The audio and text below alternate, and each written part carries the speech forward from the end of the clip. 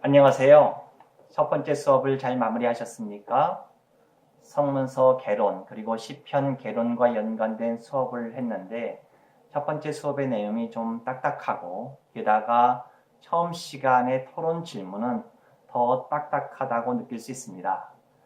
구약을 히브리어 성경의 전통에 따라 세 부분으로 구분하는 것과 헬라어 성경의 전통에 따라 네 부분으로 구분하는 것을 어떻게 이해하는 것이 좋을까라는 질문이 첫 번째 토론 문제의 질문입니다.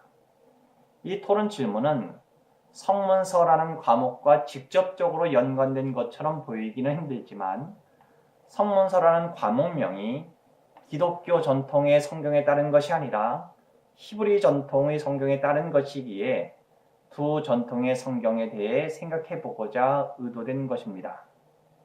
강의에서 말씀드렸다시피 히브리어 성경의 전통에 따르면 구약은 세 부분으로 구성됩니다.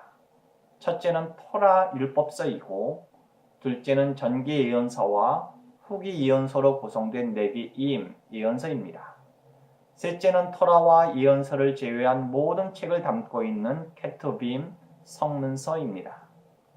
유대교는 세 부분의 첫째 자음들인 토라의 T, 네비임의 N, 케투빔의 K에 A라는 모음을 넣어서 성경 명칭을 타낙이라고 부릅니다. 반면에 헬라어 성경의 전통에 따르면 구약은 네 부분으로 구성됩니다. 첫째는 오경 토라이고 둘째는 역사서이며 셋째는 시가서이고 넷째는 예언서입니다. 히브리 성경의 전통은 유대교 전통이라고 할 수 있고 헬라어 성경의 전통은 기독교 전통이라고 할 수 있습니다. 성문서라는 이번 수업의 범위를 정함에 있어서 히브리어 성경의 전통을 따라야 하는지 아니면 헬라어 성경의 전통을 따라야 하는지 고민이 되었습니다. 왜냐하면 저와 학생들이 모두 기독교인들이기에 헬라어 성경의 전통에 따르는 것이 적절하지만 성문서라는 용어 자체는 히브리어 성경의 전통에 따른 것이기 때문이었습니다. 헬라어 성경의 전통에 따르면 성문서와 연관된 것은 시가서라고 할 수 있습니다.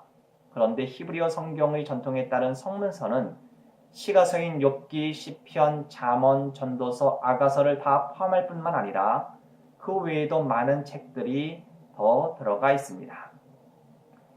히브리 성경을 기독교 공동체가 헬라어 성경인 70인역 셉투아전트로 번역하면서 크게 두 가지의 차이가 생겼습니다. 첫째는 성경의 범위의 차이입니다. 기독교 공동체가 히브리어 성경을 번역하면서 그때 신앙 공동체가 애독하고 있던 다른 신앙의 책들 15권을 더 번역하여 성경에 첨가했습니다. 그리고 이후에 서방 정교회와 서방 정교회는 그 가운데 있던 7권의 책, 토빗, 유딧, 솔로몬의 지혜, 집회서, 바룩, 마카비 1서, 2서를 정경에 포함시켰습니다. 이러한 과정을 통해 정경의 범위가 더 확장되었습니다. 그러나 개신교는 이후에 정경에 첨가되었던 책들을 외경으로 구분하여 정경에서 제외시키고 있습니다. 즉 개신교의 구약 성경의 범위는 헬라어 전통이 아니라 히브리어 전통을 따르고 있는 것이죠. 둘째는 성경의 배열의 차이입니다. 기독교 공동체는 히브리어 성경을 번역하면서 책의 순서를 달리하여 배열했습니다. 처음 오경은 히브리어 성경의 토라와 동일하지만 그 다음에는 히브리어 성경에서 전기 예언서로 구분된 부분과 많이 일치되는 역사서를 배열하였고 그 다음에는 성문서 가운데 일부분을 시가서로 배열했습니다. 그리고 마지막으로 히브리어 성경에서 후기 예언서와 연관된 책들을 예언서로 구분하여 배열했습니다.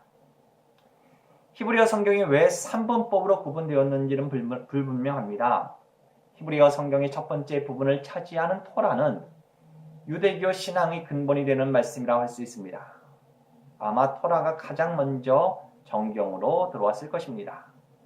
두 번째 부분인 예언서에는 여호수아부터 열왕기까지의 역사서가 포함되지만 그 책들은 단순히 역사에 대한 보고가 아니라 선지자적 관점의 역사라고 할 수 있습니다.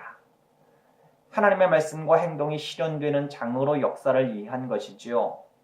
예언이 하나님의 말씀에 대언인 것처럼 이 책들, 우리가 생각하는 역사서는 하나님의 백성을 향한 하나님의 선포로 이해될 수 있습니다.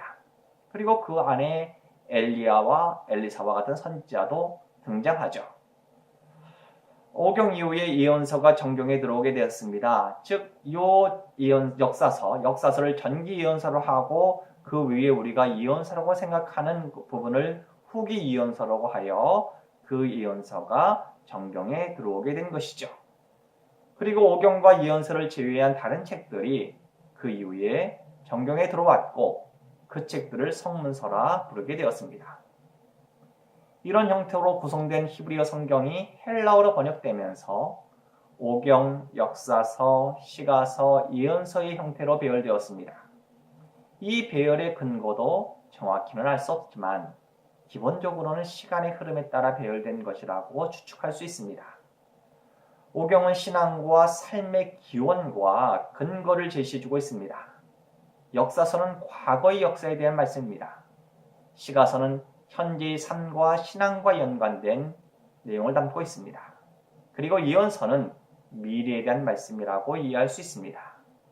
기독교 공동체는 미래에 대한 예언의 핵심이 바로 예수님이라고 이해했기 때문에 예언서 이후에 예수님의 삶을 다룬 복음서를 배열한 것 같습니다.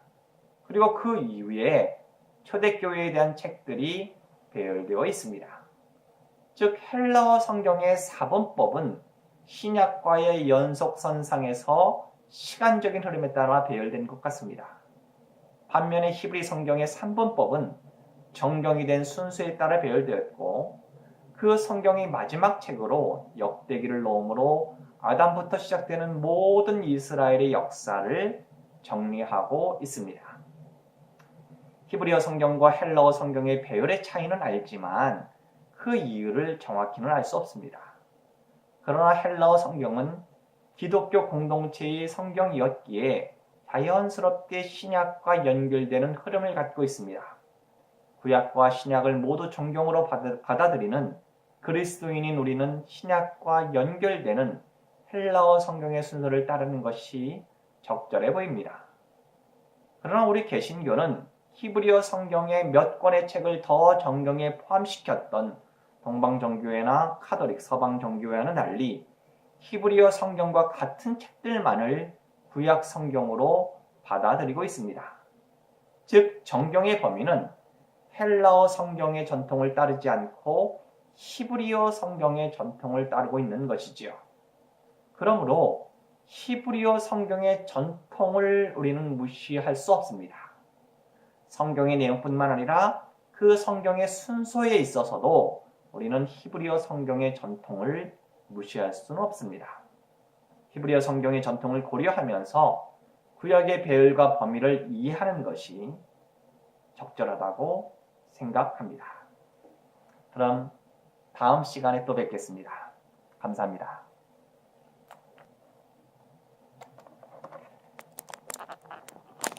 아휴.